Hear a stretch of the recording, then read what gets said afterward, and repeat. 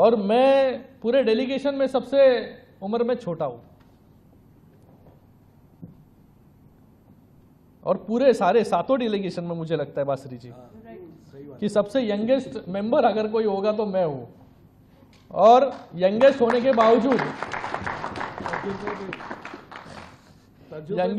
बावजूद आज एक डेलीगेशन लीड कर रहा हूं जहां आलूवालिया जी जैसे सबसे सीनियर मोस्ट पार्लियामेंटेरियन रहे हैं।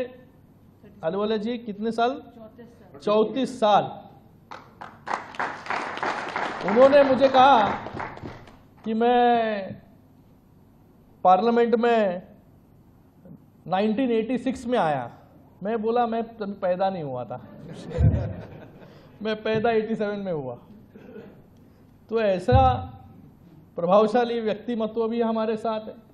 ईटी बशीर मोहम्मद सबसे सीनियर हमारे यहाँ पर डेलीगेट है,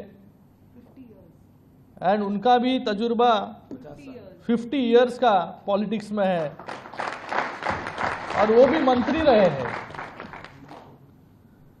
फिर हमारे मनन मिश्रा जी, ये भी ऑल इंडिया बार काउंसिल के अध्यक्ष रहे 7 बार। फिर हमारे सबसे सीनियर डिप्लोमेट, पूरे डेलीगेशन में सबसे सीनियर अगर डिप्लोमेट कोई हो तो वो सुजान चिनॉय जी है, 7 डेलीगेशन में। बहुत अच्छा एक्सपीरियंस उनका रहा है।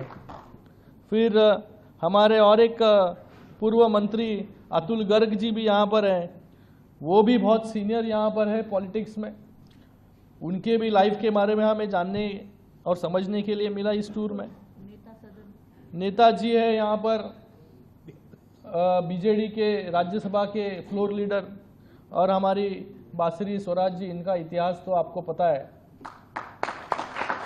तो सब एक से बढ़कर एक हुज हू, क्योंकि मैं सबसे, उनको लगा सबसे कम उम्र का है, लीड कर रहा है, तो इसके सपोर्ट में पूरे डेलीगेशन में एक और एक एक्सपर्ट लोग को डाल दिया जाए। लेकिन आज जिस तरीके से ये डेलीगेशन अलग अलग देशों में जा रहा है, अलग अलग लोगों से मिल रहा है, अलग डिग्नेटरी से, लीडरशिप से मिल रहा है, और हमारे अमरनाथ जी भी है जो पर्दे के पीछे रहकर पूरे डेलीगेशन को चला रहे। तो अलग अलग देशों को जानने का मौका यहाँ पर मिला, समझने का मौका मिला, लोगों से मिलने का मौका मिला। इतने दूर भारतीय किस प्रकार से आ रहे हैं। पहले तो हमें बहुत सरप्राइज लगा कि इतना बड़ा डायस्पोरा इन वेस्ट अफ्रीका के देशों में है। हमें लगा डायस्पोरा रहता है, यूएस में रहता है, लंदन में रहता है, टोक्यो में रहता है, लेकिन इतने दूर भी हमारे लोग।